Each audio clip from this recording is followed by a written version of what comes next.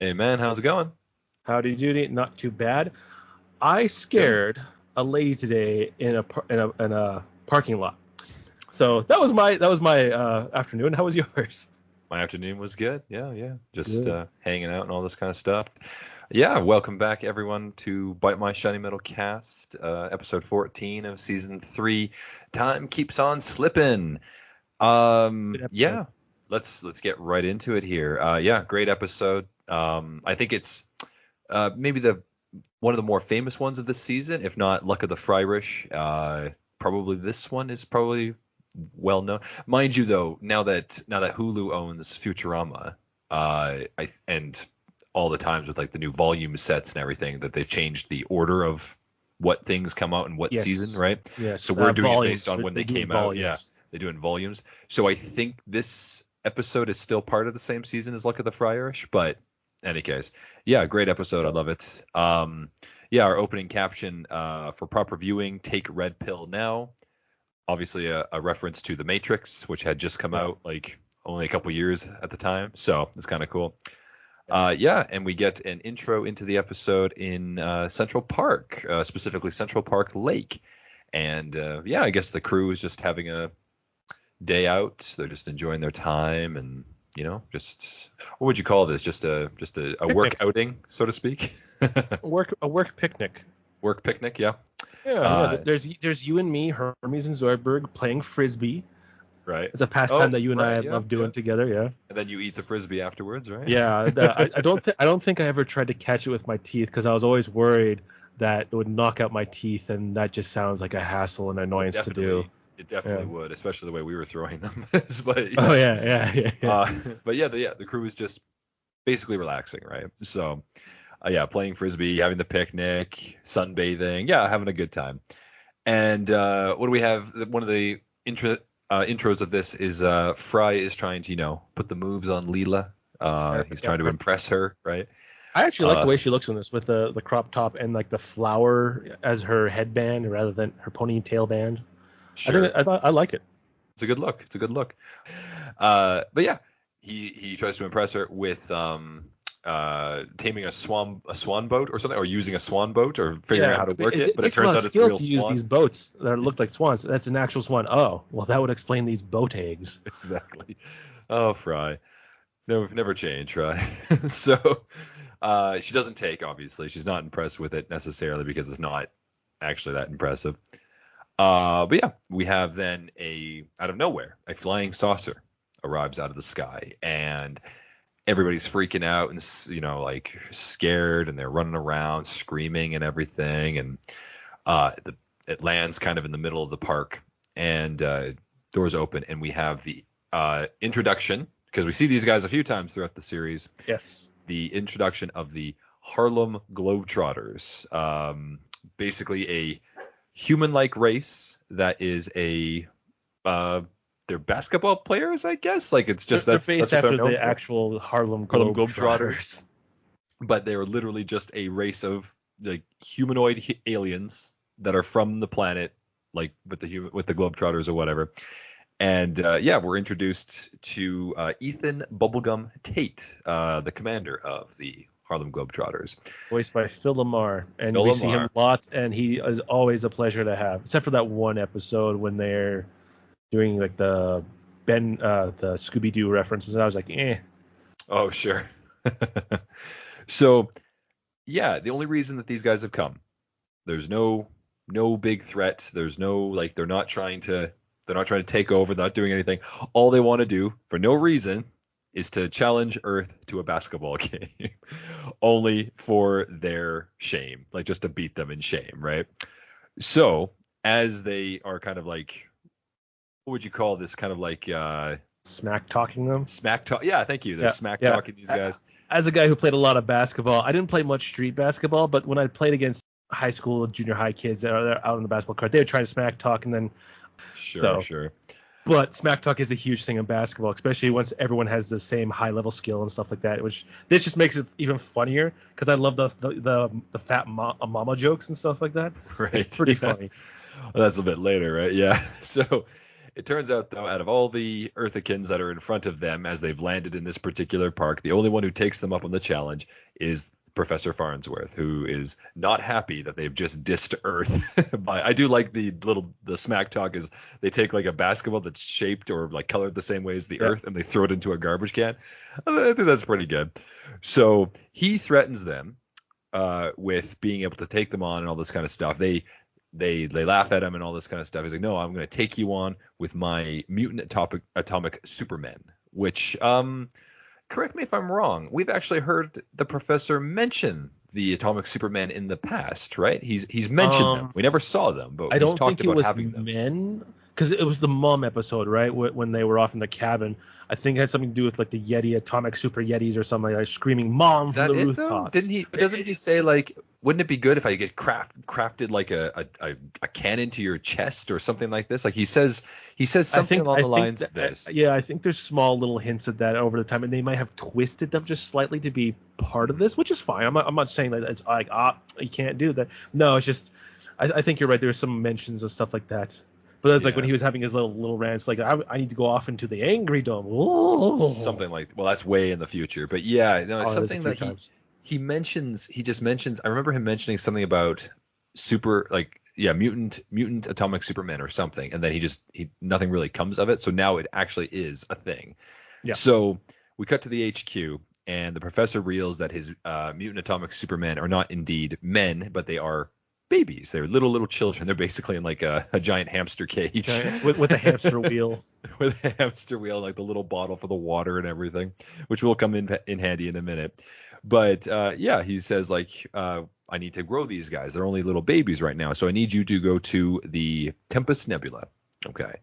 And we need to get something called chronotons, which are supposed to be there to basically speed up their growth because it's messing with time. Which Bender says like, aren't those the things that ended like a bunch of civilizations? Good news, everyone. Sending you. Yeah. So Professor sends them off, and so the trio, right? This is Fry, Bender, and Leela, obviously. They go out there and they're sent to the Tempest Nebula for the chronotons. Out there again, Fry tries again, a second time so far in the episode to hit on Leela, and he's does a little thing to try and make her laugh. Unfortunately, though, it doesn't really work, and she basically blows him off again. There is a little joke about him also, like she uses the word "cool your jets," but it actually means because he's like melting Bender's face because they're in space, right? So, even though he's not moving anywhere, so it's just like a play on the joke there. Exactly. So they head back to the Planet Express area, and they give the chronotons to the professor, and he gives them to the babies, and so the babies become these 5 mutant atomic superman, as he mentioned. So we have a couple of them are named. I did get a couple of their names later because I mentioned in the basketball game, but we have one that's like super tall and he can stretch. Okay. Yeah, as far as we know, he can only stretch his arms. For sure. And he shoots lasers from his eyes, right? No, that's a different guy. That's the second one, is that he can shoot lasers from his eyes. We don't actually see him do much except that. I guess that's all he's good for, but he doesn't actually play much. And there's another one that has 5 arms. Yeah. And then there was one that's like basically a spider man, like just like Arachnus, I think his name is. Yeah. And then there's is it Therias? He's the only other one that's named, and he's the guy with a cannon in his chest. Yeah. So Therias and Arachnus, I believe, are the only ones that are named. So these are the 5 supermen that are supposed to be there. Grotrion, Armo, Thoracis, Arachnion, and Lazar. Arachnion, okay. So they all have names and stuff like that, but they aren't really worth remembering because you don't see them ever again. Never as far as I remember. How do you even know? Is it on the infosphere? It's on the fandom website. They do this. Yeah. Okay. Well, at Madison Cube Garden, here we are with the basketball game between space clowns and super atomic monsters. As what's his name? Marv. Or Al Marvman or something, or Albert Marv. What's his name? The head announcer. Marv Albert, which I'm pretty sure is like Marv Albert. Thank you. Yeah. So with Marv Albert, and we have these guys, and They're doing all these things. The Globetrotters are using a lot of little antics, like pinching the behind, and as you mentioned earlier, Mitchell, with those people you used to play basketball with. Obviously, they have they're doing a lot of showy things, right? They're using all these things. These aren't what I would call within the rules and stuff like that, because No. you can't. It's like the pinching of the bottom. I don't know what to call that, but that's not allowed. It would be a foul of some sort, even a technical. Must be. And, yeah. If I remember correctly, which I probably am wrong here because I've never really watched an actual Globetrotters. I think they used to be an actual basketball team, and then eventually they kind of became what's the word? Like not a play or it's more for amusement. It's more of an amusement thing, like kind of a comedy entertainment. Sketch. Yeah, sure. Kind of thing like that, right? And I could be totally wrong, but from what I understand, like that's what they are now. And I'll accept that I'm wrong, but it's just more of like you watch for entertainment thing, and they do play basketball, but there's obviously, because they're not the NBA or the now WNBA, go Caitlin Clark, even like college ball, especially for March Madness, they don't get the same viewership, so to speak. So they probably don't have to care too much, I guess would be the best way to say it. Sure. They're getting paid one way or the other, I suppose. Yes. So, yeah, and I believe the Atomic Supermen are then up like 45-42 at this point of the game. There's some showboating because of like Sirius, and he shoots the ball from his cannon. Yes, he's really showing us what a man with a cannon in his chest can do. So then it goes to the halftime, and so we have the characters are like all the crew are there. Obviously, they're supporting the professor and the Atomic Superman. Yeah. So we have the second half then begins, and as they start to play and everything, suddenly there's a time skip, and we have like characters suddenly end up in a different place of the stadium, and everybody's kind of confused, and they're just kind of standing still, and whatever happens, right? So the first time they kind of play it off, whatever, and they continue with the game. But then another time skip. This is the second one, and we have I think, what is his name? Armo, whatever you called it, Armo. Yeah. So he's going up for a layup, and then he's like, and he lands on top of the basketball net. I do like how he made the full jump though. That's pretty good. Yeah, then he crash lands into the net. Foul line too. Yeah. So that was a pretty good one. But then, as everybody's like, "What's going on? This is crazy." Professor calls a timeout and gets everybody off the stadium, off the court rather, and he gets them into the side to figure out what's going on. He's like, "This is crazy. Like, why? What's happening?" And the professor theorizes that due to the fact that they have the chronotons, the reason that time is skipping is because now time particles are causing everything to change. Something has ruined time. Something's There's changed. a little joke here too that I like too, because when they're like what's going on here? Amy asks, "Is it my outfit?" And the professor's like, "No." This like scantily outfit it's or whatever. It's a tank top, crop top with like a heart shaped out where the cleavage is. It's quite pretty. But side note to this, so far we've seen like a few scenes so far, and Leela has had many different clothes changes in this episode. I think she has like 6 or something like that. I didn't quite count all the way through. Two so far, I guess, not including her. Well, she had normal clothes at the thing, so there's 3. But then they're also get married later on. Blah blah blah. There's a lot of whatever costumes, whatever. There's a lot of costume changes in this episode. Yeah, I don't know what the actual term might be, but like the professor has his stuff, but he also has a tie and a different shirt in this one. There's a lot of work that went into this to do character models and stuff. But this is back in the day with like model sheets and stuff. Not that they don't have them now, but back then they had to draw by hand. Blah blah blah. But it's so professor's talking about the chronotons and stuff like that too. Right.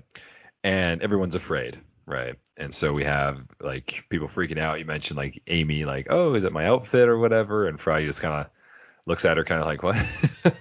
But then as Therias is like, "Oh," and they're all kind of gasp, and Therias kind of like, I think he kind of sneezes or something, but it shoots because the basketball's in his chest, which has a cannon.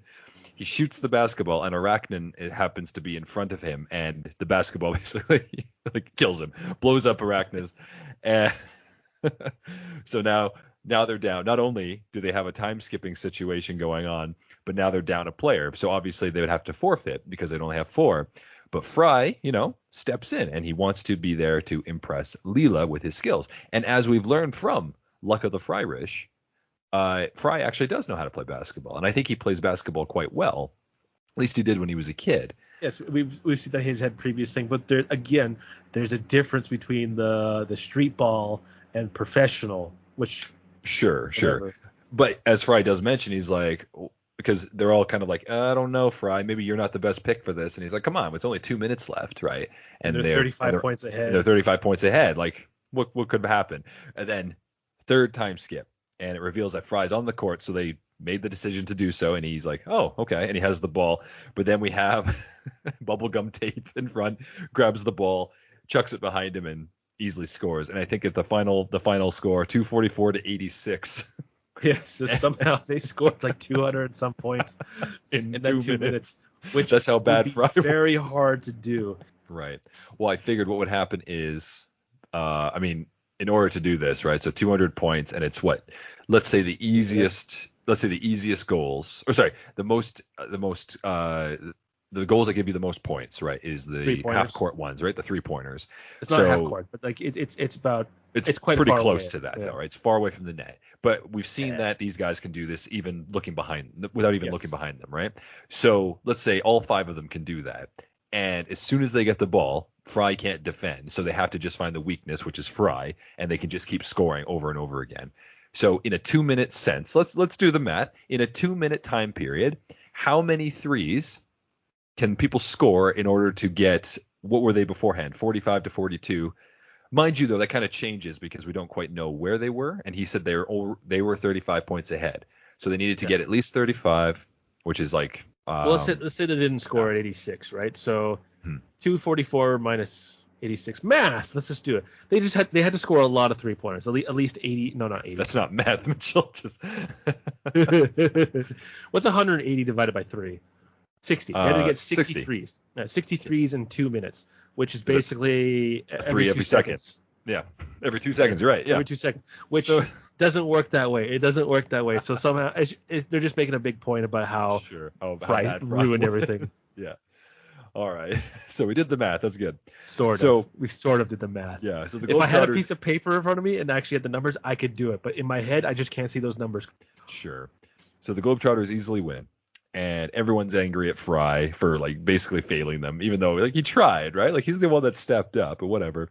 But the professor says like, listen, there's no reason for this. We need to focus on these chronoton issues and these time skips. Yes. But wouldn't you know it, as they're all talking about it, who should come over to also offer their help are the Globetrotters. It turns out that Bubblegum Tate is actually the head physics lecturer at Globetrotter U University, which is on their home planet. So he's actually a physics professor.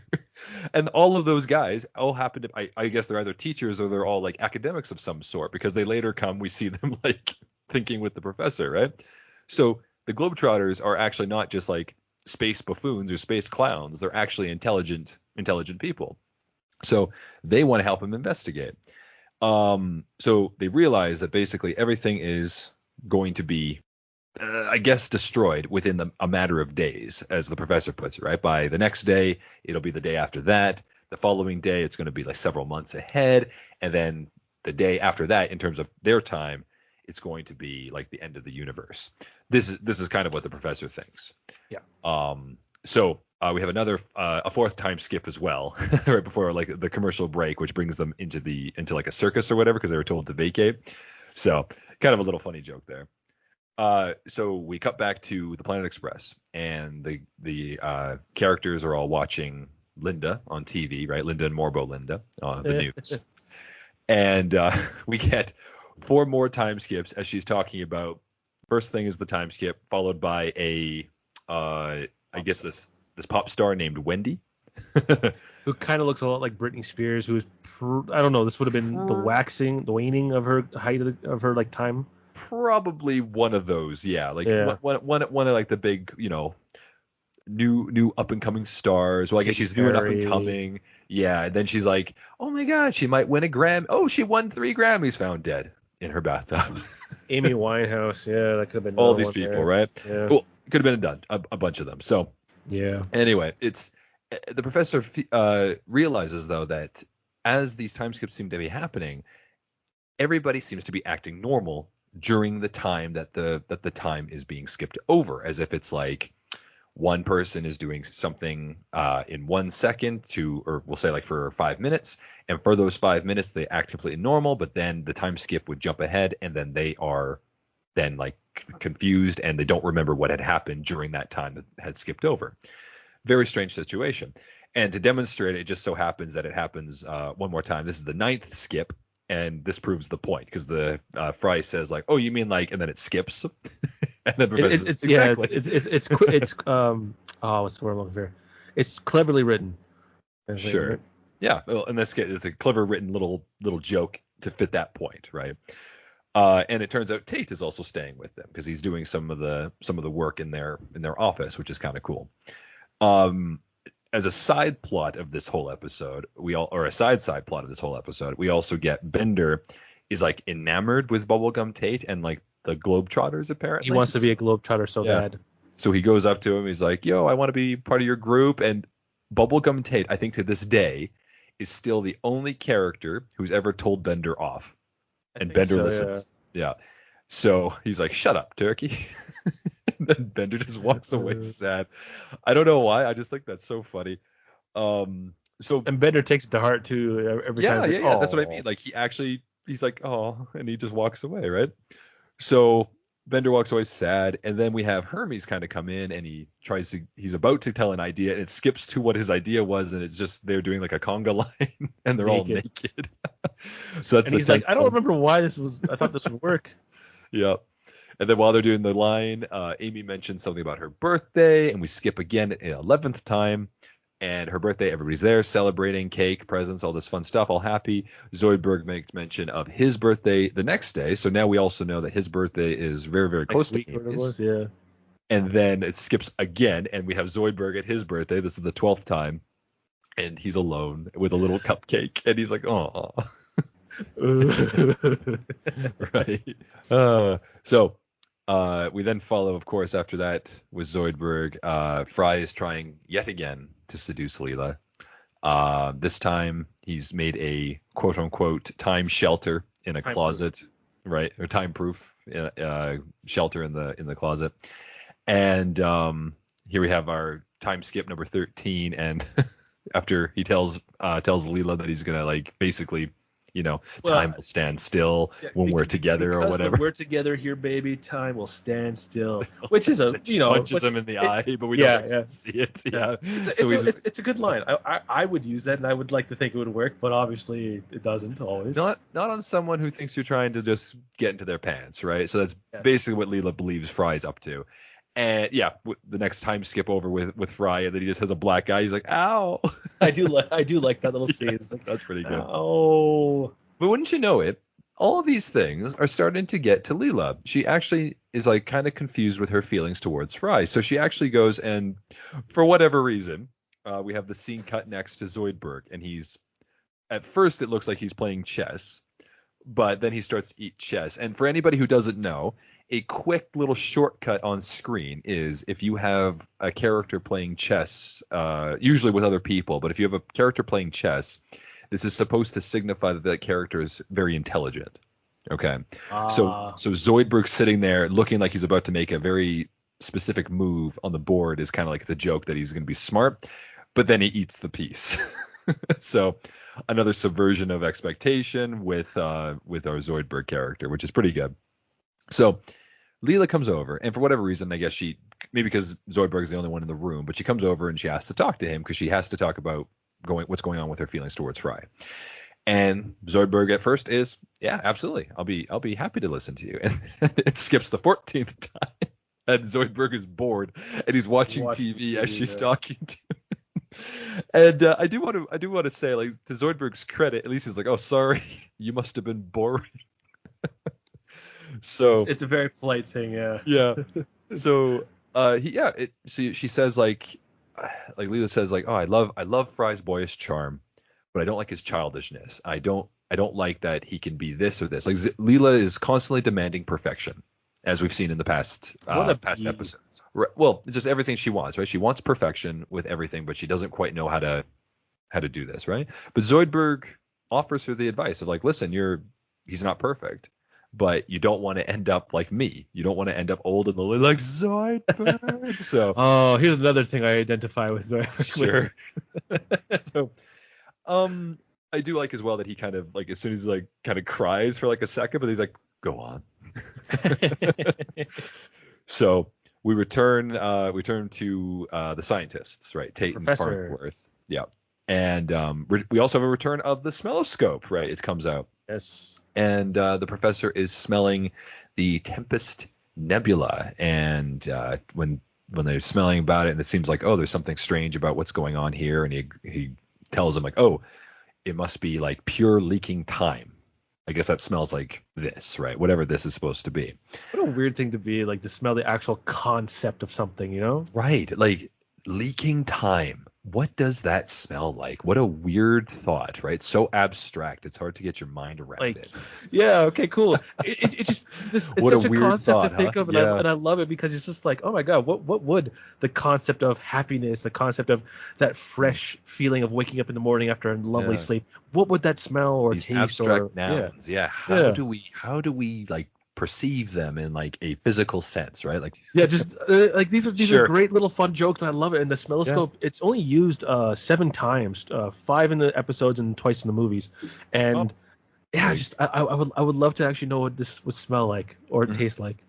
It'd be very strange, hey? So yeah, they're talking about this with the sense of time, as we've mentioned, and Tate suggests that maybe we can move this area, the Tempest Nebula. Maybe we can move the stars into I think he says an empty part of the universe. So they must have like a very large map in front of them. It's kind of a weird little angle for it, but whatever the case, he said we can move them away. Maybe it would be far enough away that it wouldn't affect like the reality that we live in, kind of thing, right? This is kind of what he's playing at. Although time is supposed to be kind of like everywhere, so I don't quite know exactly what his mind was thinking about it, but it doesn't matter. He tries it. It's sciencey, wyancy stuff. Sure, and suspension of disbelief. So Oh yeah, there we go. they think of the idea to do this must be using a gravity pump, but they would need all the money in the gravity world pump. to get this gravity pump. So wouldn't you know, a time skip, number 15, and they're standing in the president's office with Nixon. We get a nice cameo of Nixon giving them all of Earth's money in a giant check. It just says all of Earth's money. I just like that. It just says that. We can't go spending all of Earth's money every day. So now they're like, okay, now we need to actually like build the machine. Is like, so another time skip, number 16. And then he's like, okay, now to the arduous task of putting it onto the ship. And it cuts one more time, number 17, and it's on the ship, and the ship takes off, to which the professor's like, off you go, apparently. That's probably one of my favorite lines of the episode, actually. I like that one. There's one by Hermes I liked earlier. I can't remember though. I have to come back to me on that. We'll come back to it at the end, right? So they end up flying off, and this, of course, is the trio, and Tate has joined them, right? Because I guess he's in charge of making sure everything goes well. And they do it. Leela's using the gravity pump to push the stars over into an area, and there's like these giant balls of gas, right, as stars are. They're suns, essentially. Yeah, and they're pushing them over. And everyone celebrates, like, yes, well, we'll have to test it on Earth, but looks like it's pretty good. It seems like everything's normal. And so Bender's trying to, like, you know, be with the Globetrotters again. So he has like this little uniform he made, and Tate's like, maybe a lawsuit. It's like a crappy one. Like, he found a blue shirt, cut off the sleeves. He drew terribly, like you know those stars what you make with like a cross down, up, over that. Like look like he sewed it himself. It's very unprofessional looking, and then red shorts. Like a very knockoff version of it, right?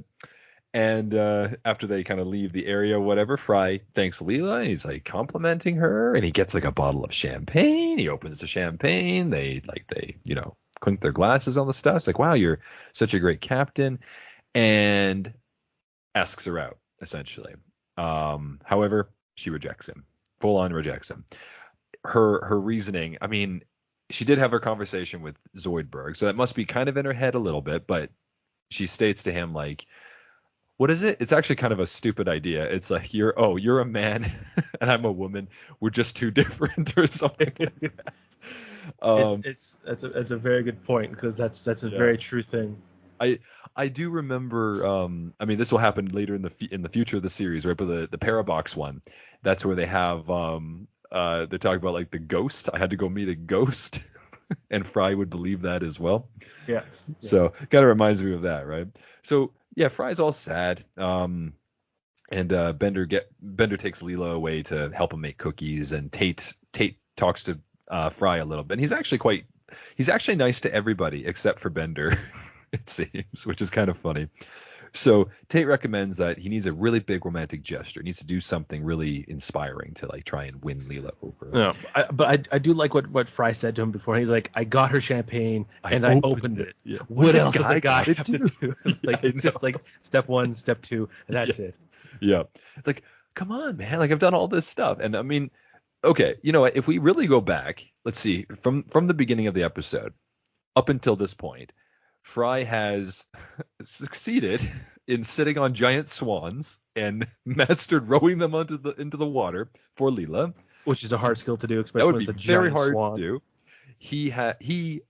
He was out there on a dangerous mission, and he was like trying to make her laugh and like whatever with like letting air out of his helmet in the space suit, right, making his head go big and small, right, trying to make her laugh. That was super dangerous. Space people, that wouldn't work. Right. Then he stepped up to take on the Harlem Globetrotters himself when nobody else would do it, when they lost a player, right? So that was on Fry to try also to impress Leela, but like he did that for her. And then and then he also made that, you know, time-proof shelter. Mind you, I think that one was kind of a throwaway. That probably didn't take very long to do. But out of all, he had candles in there. That's hard to do in the future when everything's all electronic or whatever. Yeah. But you know, he's worked actually very hard. The champagne seems to be the only thing that's actually been quite easy for him to do. He just had to buy it, right? So I don't know. I think Fry deserved at least one date out of all the stuff that he did so far, personally. Well, but there's a whole thing right there. I think How I Met Your Mother did a great job on it. It's either you're like the Dahmer or the, I can't remember the other one is, but either they like you or they don't. And if you do something that you think is sweet and they like you, it is sweet. But if you do something that you think is sweet and they don't like it, then it's creepy. Yeah, it's the oh, you're such a handsome man, or hello HR kind of thing. Like it's just it's a very hard line to find nowadays because there's just so many things that can trigger people. Sure. So we go to with Fry, and he's actually does have one more thing up his sleeve in terms of like, you know, trying to impress Leela, right? Yes. And this is canonically wrong, right? So he states he's learning to fly the ship. We've now seen twice in past episodes he can already fly the ship. He knows how to fly the ship, right? Prove your math here. Okay, so the episodes with I think because when we had Tristan, right, and it was when they went to Pluto. So not very well, but he did fly the ship. In not that very sense, well. Right? Okay, he took over. Yep. But then even before that, when they were fired and they got jobs, the cryogenic woman, right, with Michelle, and he and Bender got fired. They took the ship for a stroll and it flew around the whole thing because Leela left the keys in the ignition, right? Oh, you're absolutely right. He did fly them, but again, he wasn't flying them good or well or whatever the term is. Here, he's flying it very professionally. Okay, so maybe he's correctly flying it this time. The other two times, we'll go with that. Yeah, you are right, but it's one of those. Again, here's a little sticky note: the suspension of disbelief kind of thing. Sure. But I will agree with you that yes, he has flown beforehand, but I think that we can say that he wasn't doing it properly. Okay. No, fair enough. And anyone can drive a car, but most likely the ones that don't know how to drive will not right. drive very well. Could you do it correctly, right? So, yes. And as you say, right, so he's probably doing it correctly. And Leela comes in and she's like, what are you doing? And it turns out that Fry is learning to fly the ship.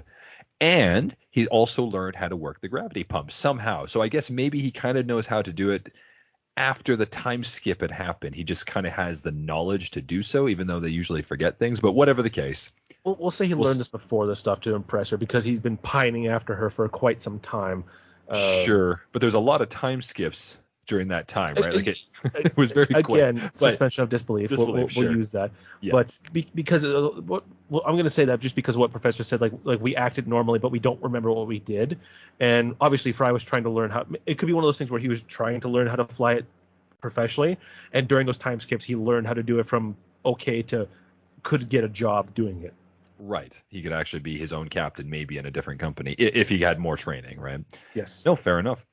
So he shows her how to do these things, and she's like, "Oh wow, you're actually doing very well," and she is legitimately impressed. Like, this is actually very good. And so they're talking and all this stuff, and he's like, "Yeah, so are we dating now?" Fry won't give up, and she's like, "Oh, you got to stop, Fry. There is no way ever that we will ever be together." And time skip number 18, they're married. And they're at the thing. Everybody's yelling, "Congratulations," as like Fry is like super happy about this, right? And yes, Mitchell, you're right. I totally didn't realize. Yeah, Leela changes her outfit. Tons this episode, right? Yeah. Rather than costume or clothes. Probably not her costume, right? Yeah. Amy also has changed a few times here. Yeah. Well, I think Amy, I mean, aside from her pink outfit, she normally changes the most out of most characters, I think, because she was always like going out and stuff. Yeah. So they come back. This is like the last of the commercial break kind of thing, and it comes back. And number 19 of the time skip, and so they were kissing, and then the next one shows Leela has shoved the flowers into Fry's mouth, right? And it's too bad. Professor and Tate are surprised because all this stuff they failed, right? Even in his formal shorts, he feels like a failure. And I do like that all the Globetrotters are there for this wedding. Yeah. I think that's kind of nice.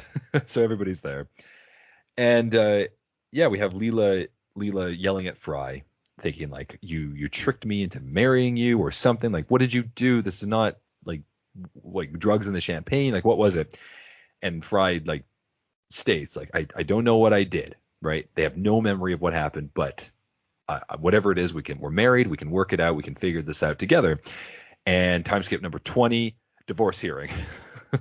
Yeah. And we get another cameo of one character I really like from the previous couple episodes, Judge Whitey, who's divorce finalized, and he hits his mallet, and unfortunately they are now full on divorced. So Fry is very sad at this point, right? He had her, he did something that won her heart, but she thinks that he did something sneaky and therefore divorced him, and now he's alone again. So everybody's trying to help him out. They can't, he just doesn't know. They're trying to figure all these things out. There's a couple of lines where people are like, oh, like, what is it, Hermes? Oh, maybe this is the line you were talking about, Mitchell. This is one that you like about Hermes. He's like, oh, maybe you're a fantastic lover, Fry. And then Amy's like, Amy goes, no. Like it's no one really heard her say it. Yeah. But in any case, it wasn't that one. It was right after they got defeated by the Globetrotters. Oh, sure. Okay. Yeah. We'll save it to the end. That one is a good line, actually. So, and I do like the professor's line after his line as well. So we have Professor and Tate, right? And they're arguing in his lab. And he's like, oh, your math is wrong. It has it wrong. I can't believe we believed this, all this stuff, right? And Tate says, like, listen, like, it was all razzle dazzle. Like, I was trying to think of some ideas, and this is what kind of came up, whatever. And so they're like, okay, we need to figure out how to do this. We need to get together with some other bright minds and, figure out another option. And so 22, skip 22, the scientific minds turn out to be other Globetrotters. Yeah. And we actually have names of a couple of them, right? So we have Sweet Clyde and Curly Joe, right? Is that his name?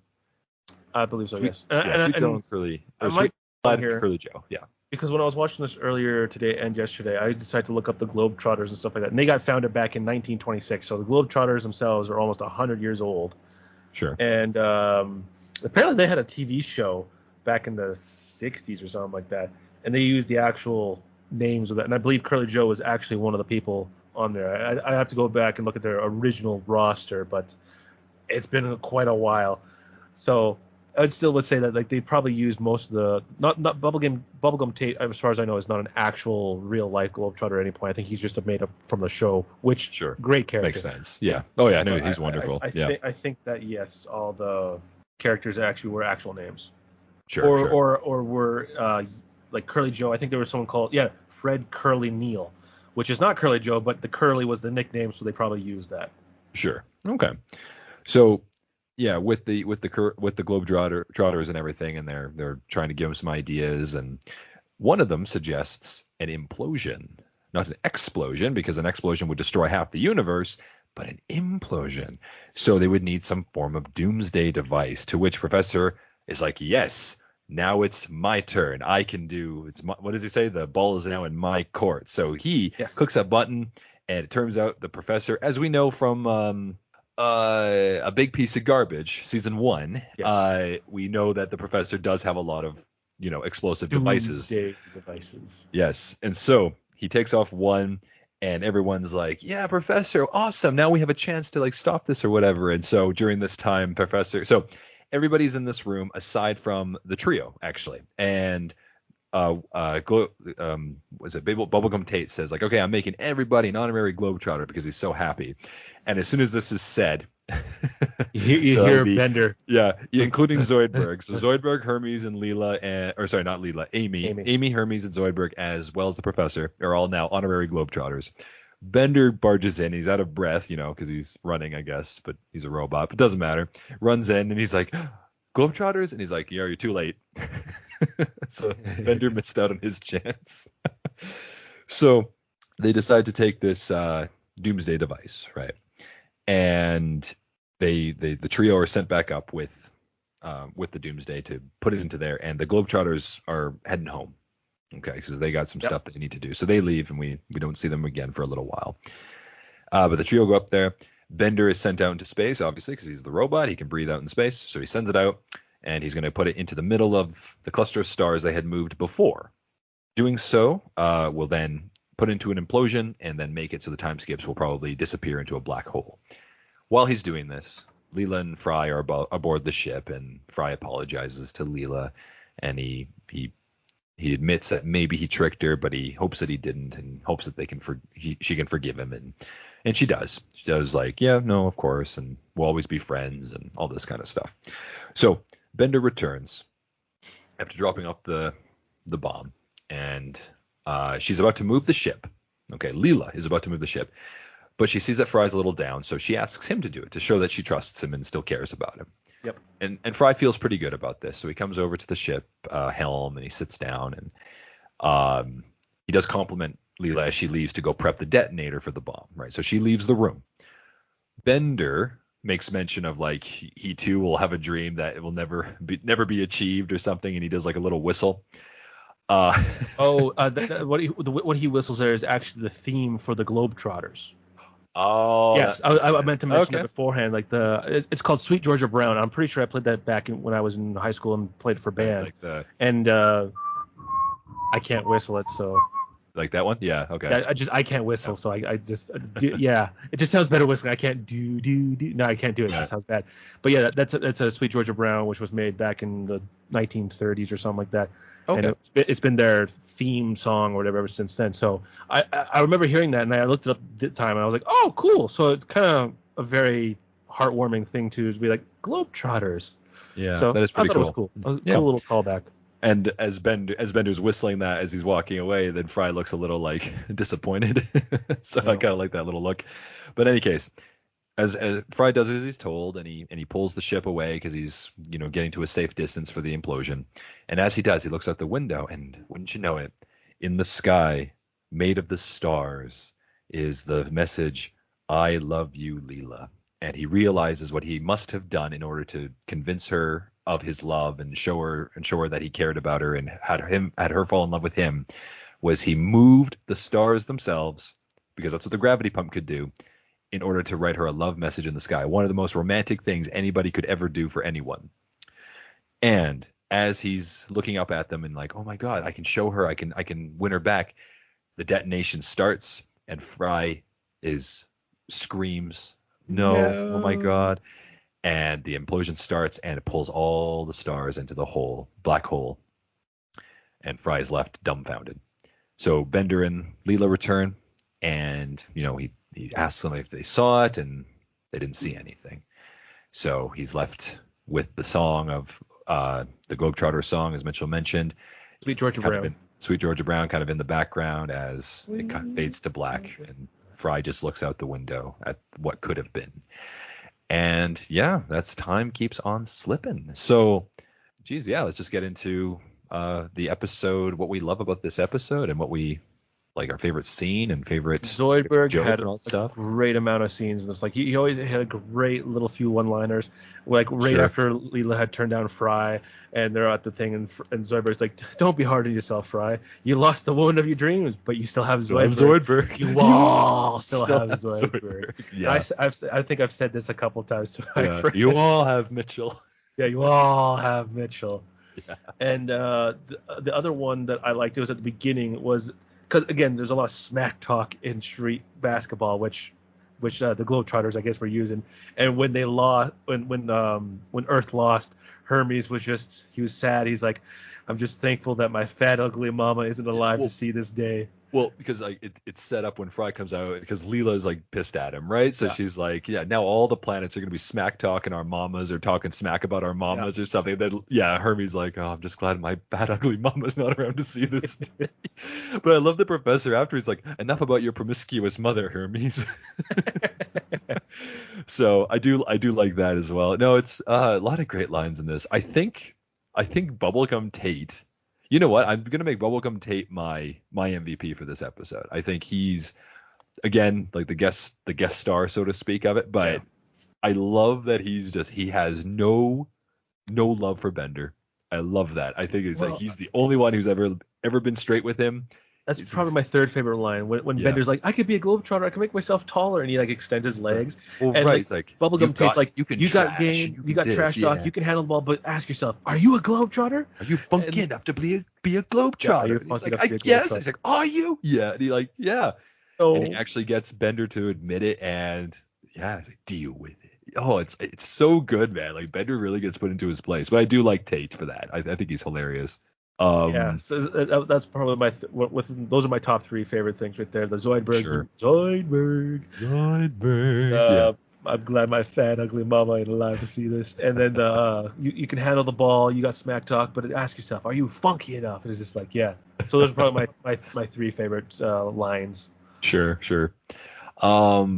One of my I like the joke, like the visual joke of like, so right when the Globetrotters show up and they're coming to the park and they're all like screaming away and running away, all the people. And there's that one guy who's screaming and then he sees Amy sunbathing and then he's like has to do off, lying down right, on her belly, lying on her back or on her front or whatever. Well, just like he's like ooh, and he like does like a circle around her and then he continues screaming afterwards. Oh man, I thought that was pretty funny. I like all the time skip things. I love that scene where they get the gravity pump. It skips over to Nixon. It skips back to them like, okay, now we got to build it, and it's built. Then they have to like put it onto the ship, and it's already on the ship, and all this stuff. I think that's funny. Off you go. Apparently, yeah. That's another. That's a great line. Yeah. The professor had good lines in this. Bubblegum Tate would be a close second in my opinion, but I just love the one-liners from Zoidberg in this episode. Sure. Is Zoidberg your MVP then? Ooh, no, I put him down as my favorite joke. MVP. You know, I'll agree with you on this one. Ethan Bubblegum Tate. You Tate, hey? Yeah. Okay, cool. Yeah, one of the first times I didn't pick the trio, I think. Yeah. Or a non main character, sure. Yeah. I do like Bender though in this one. Like it's a toss up, but you're just right that the whole back talking to Bender it's a pretty good. It's something different for the episode, right? Like we haven't seen this before. Like Bender always gets away with everything, but this episode he finally gets some comeuppance from somebody, which he respects. So I thought that was kind of good. I also did really like the line. Is it? I'm forgetting his name again. Marv Albert, is that his name? Yeah, Marv. Albert. So when they're doing their basketball or whatever, and he's like Curly Joe easily. What does he say? Easily. No. I can't remember what he says. He says easily amused by his own antics. That's it. Right? He does the ball. I thought I don't know. I just thought that was funny. I laughed out. The thing is, he's sitting on top of like the time score thing, right? Yeah. Which he's out of bounds. But it doesn't count, right? Sure. So like the thing is, I'm so happy you're here for this episode because I would have not known anything about this.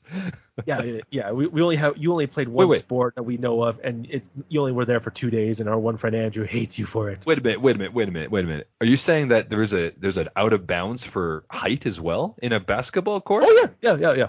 Is there? How tall? How high Well, is it? it depends on the gymnasium, Anthony, because like there's obviously the professional NBA ones, which is a stadium, right? So the roof is probably hundreds of feet tall, right? But if you're playing on a high school gymnasium, which was what I mostly played in, or college ones that were cheap, the roof was only maybe like 50 feet. I don't know what it is. We'll say high enough that it wouldn't matter. Okay, but sometimes you'd have roof. that. Yes, it's a It's roof. the roof. If the basketball hit the roof, which I do remember briefly it was probably more closer when I was younger, when there was just like an elementary gymnasium, which is not very tall, where the ball would hit the roof, and that is technically out of bounds. Okay. Interesting. Oh, Yeah. I didn't know.